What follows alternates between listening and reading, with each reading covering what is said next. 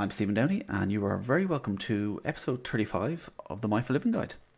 This week's episode is a special one. It's for Breast Cancer Awareness Month, and I'm speaking to a good friend of mine, Bernie Creaner, who I know quite a few years, and unfortunately in 2020 Bernie was diagnosed with breast cancer. She has decided to share her story in a very brave and honest way today, in a hope that it may help others on their journey, whether you're starting your journey today or you're in the middle of your journey with cancer. Hopefully our conversation may give you some light and some hope, but also maybe our conversation is the catalyst that somebody needs to go and just get something checked.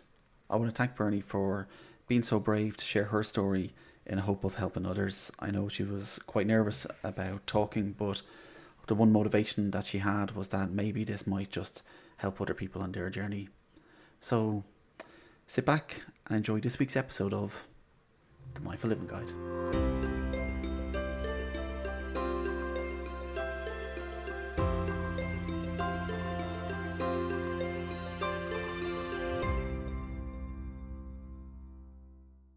You're so welcome to this week's episode of the Mindful Living Guide. I'm actually really honoured to be chatting here.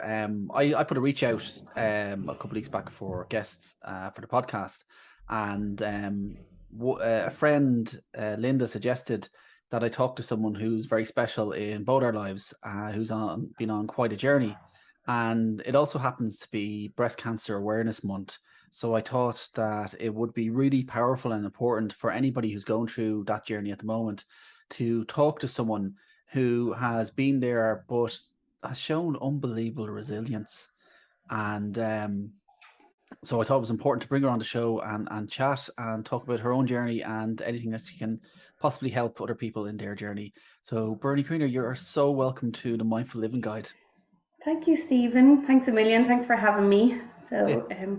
It's fabulous to have you here, and like we were just saying before we went on, I know how personal this journey has been to you, so I really honour that journey, and I really appreciate the fact that you're coming on to chat today. If we talk back just about your own journey, actually yourself, because we met many moons ago. I think it was 2017. And we were collecting rocks. We were collecting rocks at the site in Galway at a retreat.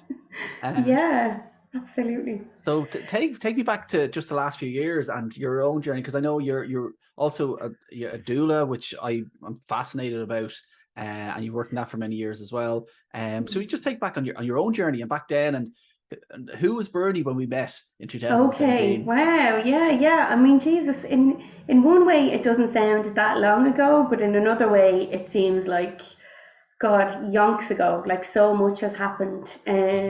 So yeah, we met at a retreat, a Pat Jubilee retreat, which was a brilliant weekend. It really was. It was a total eye-opener for me on many levels. And I had been working in admin for years and years and had kind of just felt like there was something different out there for me. I had done some work as a doula as well, which for anyone who doesn't know what that is, that's a person who supports people when they are having a baby and, after the baby, supporting the new parents in the family and also during birth. God, how do I sum all this up? So yeah, I always kind of had that side of me that I liked supporting people when they're going through a transition or a time in their life that was really challenging. And becoming a new parent is fabulous, but it also comes with a whole load of just, your life is kind of turned upside down. And so I loved that aspect of that work. Like I absolutely loved it. I loved seeing people kind of realize how strong they were, and seeing people coming together, couples coming together to support each other, or people doing it on their own, realizing how much inner strength they had, and you're really, as a doula, you're kind of really just showing them, themselves, that way, like you're encouraging them, you're supporting them, and it's really, really wonderful work. I haven't been working as a doula in the last couple of years now. I kind of I ended up going back to college to study psychotherapy. So I think the doula work kind of brought me into that. Like that was the element that I really, really, Yeah. really enjoyed from it, was the kind of connection with people. Um, so Yeah. yeah, so that's what I've been doing for the last few years. Yeah. I mean, in the final throes of my qualifications now, and yeah, so I suppose the difference in me, I think I was just, my eyes were just being opened at that Yeah. time, around that time, Stephen, and it was really nice that weekend to meet people that were so like-minded. People had so many different journeys, but they all sort of just knew there was kind of more out there for themselves, Yeah. and yeah, it was a really special time. It's So, it's amazing exactly what you said there, that there was so many people from different corners of Ireland that came together with mm, just, I think, a common kind of goal of just digging deeper and seeing that there's more out there to life. And mm-hmm, obviously over the years that you've built up that resilience and that depth for this journey that you're on at the moment. And mm.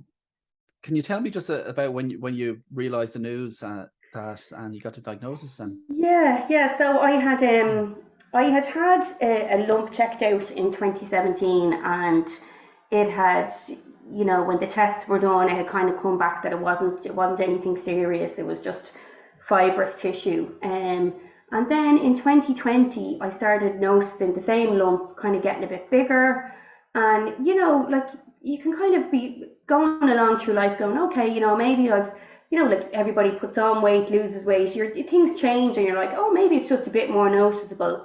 But gradually over a few weeks, I was like, no, there's something going on here, and I decided to go get it checked out, and went to my GP, and was referred into James's, the triple assessment clinic, and you know there was kind of maybe a week or two between seeing the GP and going into James's, and God, it was one of the most challenging times in my life. I had, I was kind of keeping it to myself, like my partner knew, but I just didn't really want to be kind of worrying my family and close friends unnecessarily, like if it turned out to be nothing. But anyway, went in for the tests and everything, and my sister came with me. She's a nurse, so she was an amazing person to have with me. And it turned out that it was cancer. Um, so in the meantime, I'd also kind of had this kind of hip pain going on for quite a while, and you do something, you trip, the way I'd always yeah. kind of suffered with a little bit of back pain on and off for years, so I Yeah. didn't really think too much of that. But I was saying to my chiropractor, I was like, God, it's really strange. It's not really going away. Like normally, I might go to the chiropractor for 1 or 2 sessions, and then I'd feel way better. Yeah. And I was like, this is really weird. Like, and it's not going away. And I'm taking Nurofen, and I wouldn't have been one for taking a lot of painkillers. And I was like, I'm waking up during the night and having to take painkillers. Yeah. And so then when I got the initial diagnosis, then they send you for like a bone scan and an MRI and a PET scan. I think I had every single scan you can think of. And so there was the initial diagnosis from the biopsy. Mhm. So for people who don't know, if you go to the breast clinic, you get a mammogram, an ultrasound, and a biopsy. Um, and then when And they was this a scheduled visit actually in 2020, or you to back to the breast clinic, or did yeah, you were more it was out of concern that you wanted to go back in 2020, wasn't it? Yeah, it was out of Right. concern. Yeah, Yeah. exactly. Because Right. I went to my GP with this lump that was getting bigger, and then Yeah. they referred me in. Right. Um, so yeah, so when they did the biopsy, then they can see that it's actually cancer. So when they knew it was cancer, then they have to see if it's gone anywhere else in your body. So Yeah. then you have your MRI, your PET scan, your bone scan. And so when I had all those, there was probably about 2 weeks between the first diagnosis and then the rest of the information. And I got brought back in, and my sister came with me again, and yeah, it's just funny. It's like these times in your life, like you can be so nervous and so worried, and then you go and you're waiting in an appointment and you're laughing at silly things. Like I remember the crack me and Aoife were having, the porters were in and out in James's, and they're all real dubs, and they were like, "Are you still here, girls? Like, what's going on?" Like, you know, Yeah. and we're like, "Geez, we must be the bold ones left till the end." And it was a funny, like a strange day, a very strange day. Isn't But it great to have that kind of atmosphere there though as well? yeah, Because I'm sure that, like yourself, like so many people go into that room who are very nervous and very mm, worried about it, and to be able to break the ice and yeah, just to have, even if it's a nervous laugh, just to let that yeah. laughter out, you know? Yeah. Exactly, yeah, it definitely broke the tension and everything. So, yeah, so we went into the room and there was the consultant, the breast surgeon, and there's like a kind of a breast cancer specialist nurse. She was an absolute angel, that woman. Like I've never met somebody more kind and more caring. Like an absolutely beautiful woman. Her name's Alison, I think it was, and I could just tell. You could just tell straight away it wasn't good news. You know, you can just tell by their faces. And so, you know, they had the diagrams and they were like, you know, there's this piece in the breast and then there's another piece attached to it and then there's some in the lymph nodes under the arm, and there's one in your lymph node in the middle of your chest. And then they said there's some in your hip and your left hip and your right femur and your ribs and your spine. And I was absolutely floored, like absolutely floored. Yeah, it's quite emotional even kind of talking about it Yeah, again, you know. I well believe it. I actually, Yeah, I didn't realize the extent of how deep it was. yeah, Wow. it was a big shock. Like Yeah. the surgeon was kind of saying to me, she's like, "How the bloody hell are you walking?" Like she was like, you know, this is really bad." Yeah. And I was like, "Well, you know, I have been limping for a few weeks, and I said I can't run across the road. Like, you know, if I was bringing my daughter to school, I couldn't Yeah. just, you know." I said, "Yeah, no, I haven't been in a great shape." Like, and it was only sort of when I got the initial diagnosis that you go home with all these leaflets and booklets, and you know it talks about secondary cancer and where it can show up, you know, in different parts of your body, the lungs or the liver or the bones. And it was only when I was reading that that I was like, oh shit, I've had this pain for ages, and Yeah. oh my god, is that it? So it was like I kind of started to put everything together. Yeah. um It so all just yeah, made sense so then.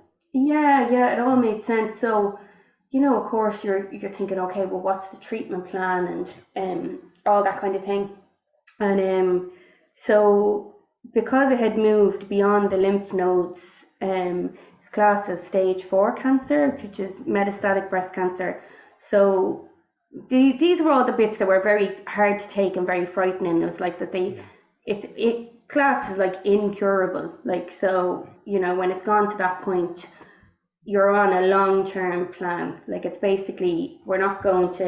I suppose the good thing for me initially was there was no talk about chemo. It's like we're not going to do chemo. We're Okay. going to do, because it was hormone positive cancer. I was put on a treatment plan to basically turn down all my estrogen because that's what was feeding the cancer.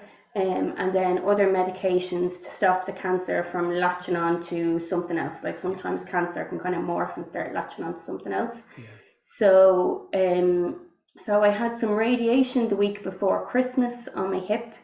Um, and I mean, I have to say, like 2 weeks after the radiation, I wasn't limping anymore. It was absolutely amazing. Wow. Like it really Yeah. was really good.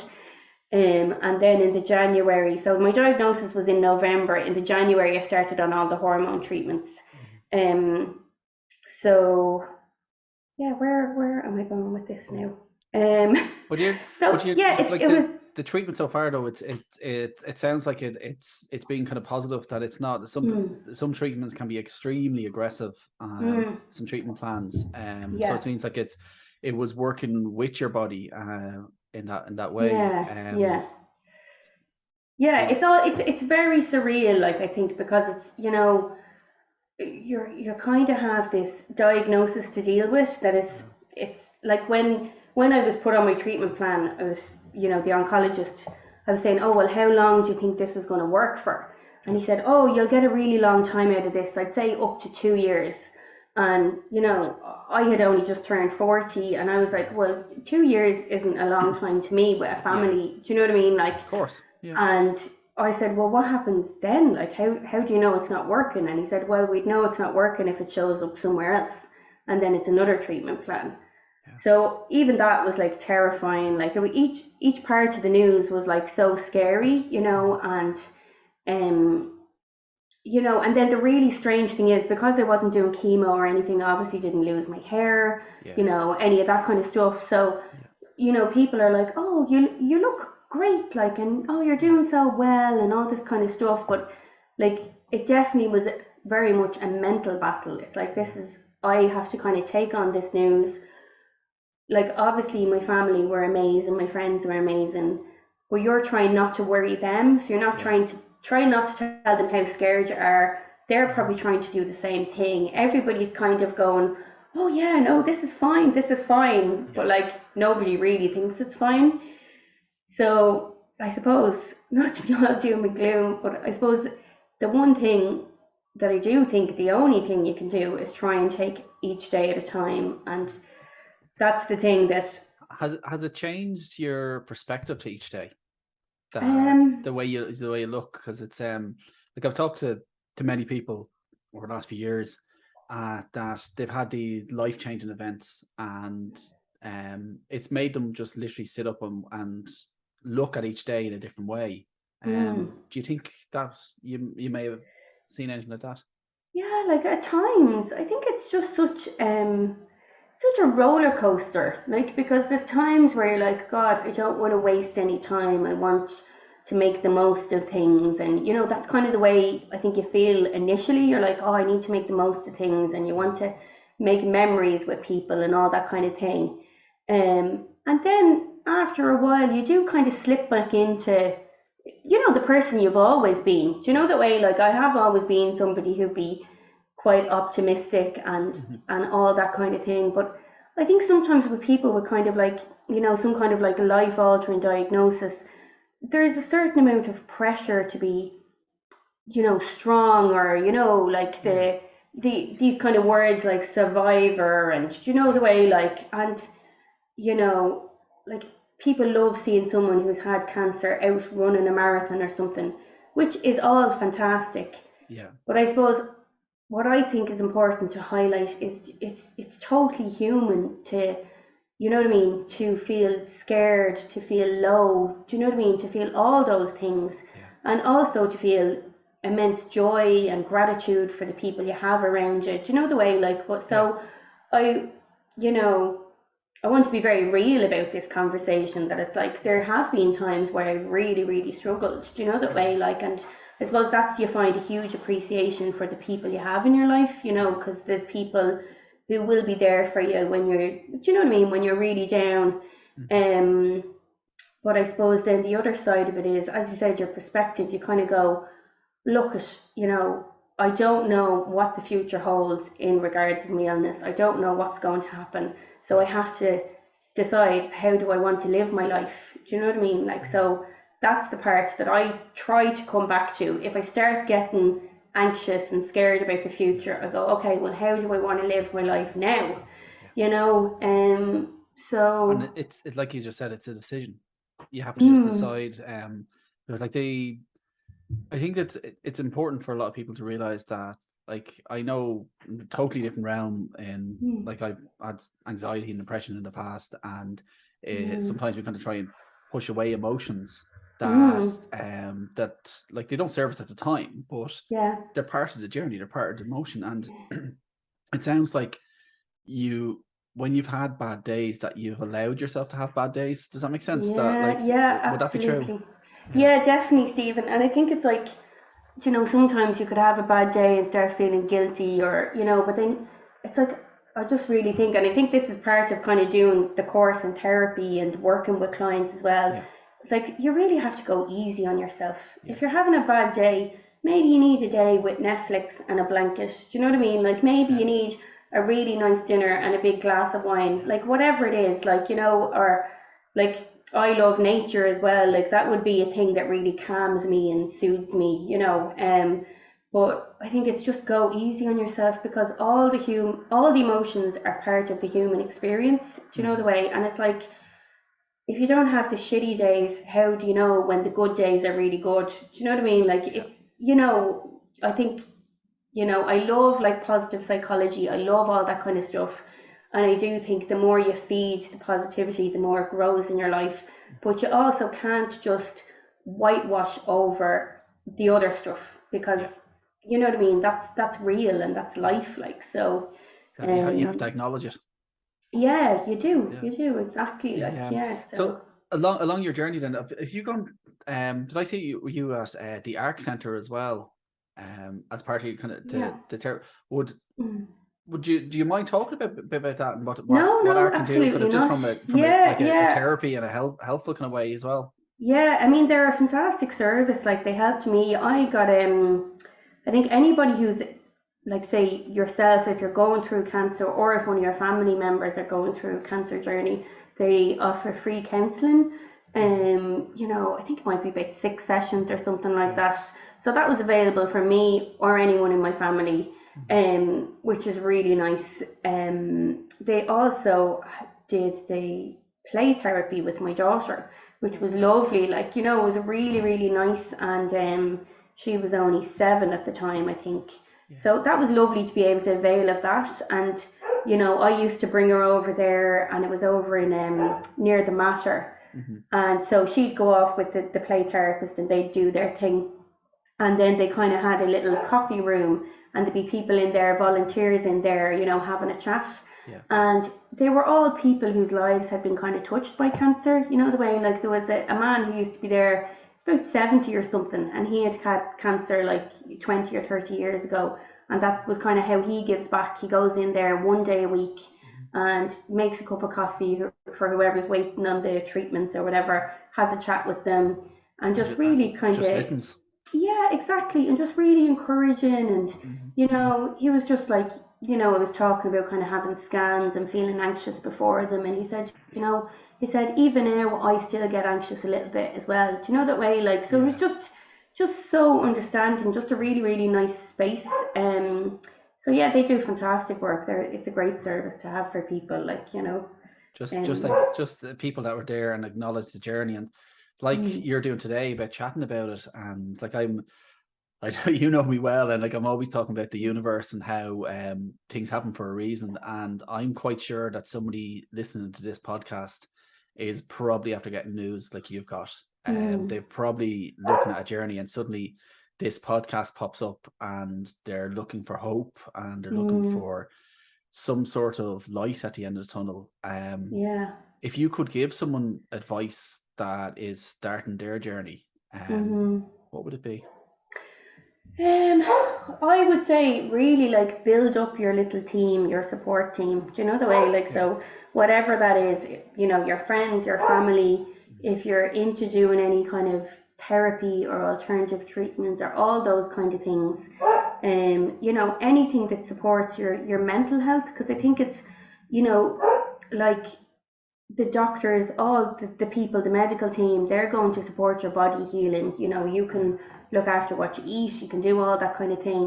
But I think the mental journey is the one thing that's the only thing you really can kind of control or can take charge of. So I think that's really important. Yeah, even I think just really like do it your own way as well. Like Yeah. initially when I got my diagnosis, I joined all these Facebook groups and I joined these different groups for people with stage 4 cancer, and Yeah. I ended up actually leaving them all because I just felt like I was just hearing about things that were way down the line where I wasn't at that stage, and it Yeah. was making me more anxious and more fearful. And I just thought, okay, I'm not on the same journey as someone else. I'm not taking the same medication as them. My body isn't reacting the same way. So I really need to just kind of zone in on me and what I need to do to stay well. And I was like, I have 2 children. I can't be falling apart completely. Do you know what I mean? They still need to kind of have a normal enough household. Um, so I think, the support groups are absolutely fantastic, but I just think, do it your way, do what suits you, because, not everybody gets the same thing from, the different kind of groups that are there, you know. And it kind of goes Um, back to what you were saying to start though as well about just taking each day at a time. yeah, yeah, That exactly. it's because each day is going to be and going to be difficult, and unfortunately every single person's journey is going to be different in this. But Mm, I think that's amazing advice that you've given people to look at their emotional journey and yeah, what can do emotionally. Um, yeah. the I don't know actually. Has meditation or mindfulness or anything been part of your journey in this at all? Oh yeah, To create, yeah, absolutely. Yeah, yeah. I mean, I've loved meditation. Like Jesus, for years, I'd say 20 years, I've always been fascinated with the mind body connection. Like I mm-hmm. really do feel like stress and all that kind of thing, you know, it's not going to help us heal from anything. Do you know the way? And Yeah, it's likely going to do damage as well. So you know, when I started this journey, I found these lovely healing meditations on YouTube, and you know, if I was what are they called again now?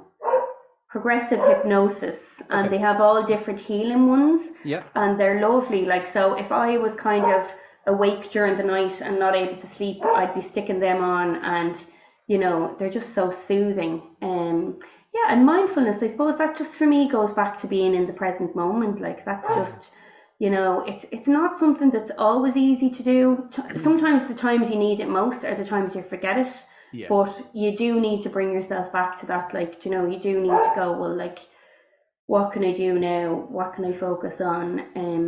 You know, but it's I kind of a tool that I think like so many people get use out of, you know.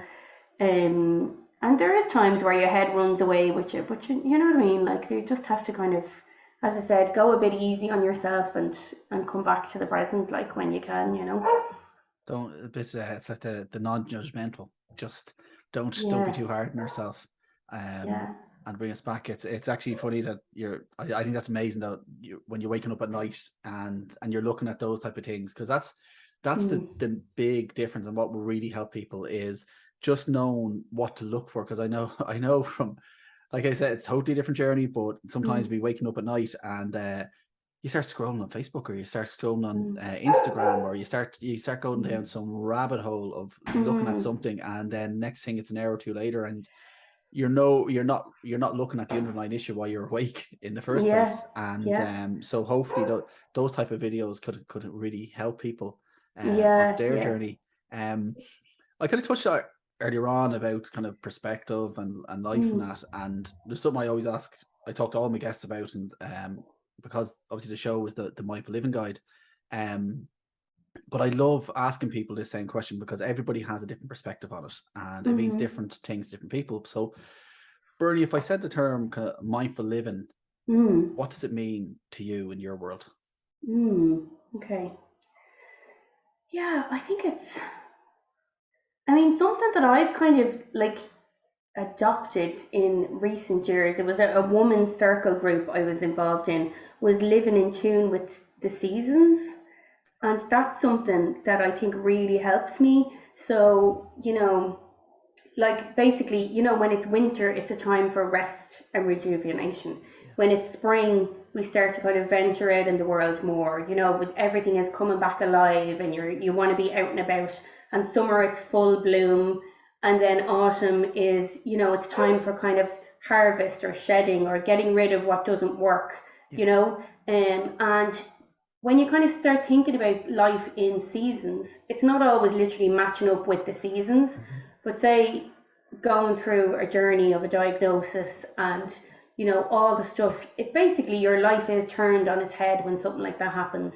Yeah, So then going through the emotions of feeling down and processing, that's like the winter. It's like you have to close in, everything closes in, and then you kind of hibernate a little bit, and when you start to feel better, you're coming out into the spring. Do you know the mm-hmm. way? So I think Yeah, that's something of the work I did with Reiki master Neve Gallagher, okay. and she's fantastic. And it's one guide that I just really kept with me. It's just something Yeah, that it's something I love, and it's something I'd mention to my clients as well, because you know I think sometimes when we're down or low, we think it's going to go on forever, but there's nothing permanent in life. Do you know what I mean? Like winter finishes. You never worry that winter's not going to finish. spring comes after winter. Yeah. Do you know the way, like, and that's the way our lives go. Like, Yeah. that's just my belief in things anyway, you Yeah. know. So, I think that's so yeah, powerful and so beautifully put as well, is to just follow those seasons in yeah, life, because it's like right now, it's October, we're looking out mm, and there's leaves falling off all the trees, and mm, I'm sure there's many a tree thinking there, geez, this is terrible, it's going to last forever, but yeah, like that famous saying, this too shall pass. yeah, Um, absolutely, yeah. is there anything that you wish I asked you? Hmm. Is there anything that you'd love to talk about? God, I don't know. I just really enjoyed the conversation actually. I was a little bit nervous before coming on, Yeah, but I really enjoyed the conversation, and I suppose it's just, I mean, I probably say this loads of times, but it's just that thing of people going easy on themselves, you know, yeah, because yeah, I think sometimes um, people want to kind of see the kind of the hero, the yeah, champion, the survivor, and it's like, just, you're a human person. You're going to be up, you're going to be down, but you know, if you're down, it's not going to be forever. Like, and there will always be something better and something yeah, brighter, and you know the way. And you'll see so many beautiful moments, like even in your, you know, like, yeah, like, I mean, even in the hospital, I've seen so many lovely things. Like, I remember I had been going in and out once a month for about 7 months, and I remember this lady, she was kind of a good few seats up from me, but it was her yeah, first time there, and you know, she was really nervous, and all the people around her were just encouraging her, and you know what I mean, like, they were just, yeah, it was just so lovely. It was like, people are just, there's so many good people in the world, you know, and sometimes we forget that because there's a lot of bad news out there, but there's yeah, so many kind-hearted, good people, you know. yeah. So yeah, I think. And I think you were a guiding light among all them. Um, I really Thank mean you. that. That's deep. It, it's been a powerful, powerful conversation. And like I said at the start, I was nervous about asking you on, because I know how personal the journey is, but I really hope that, like any podcast episode I let out, that it just helps someone on their journey.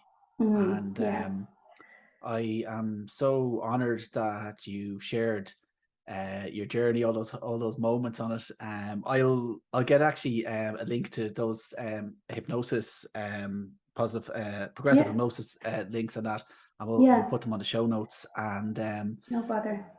hopefully this helps somebody in their day, and just to know that, listen, it's not all rose petals and good Mm, days and everything like that. We will have bad days, but they won't last forever. yeah, So Bernie, thank you so, so much for sharing your journey on the Mindful Living Guide, and especially this being Breast Cancer Awareness yeah, Month.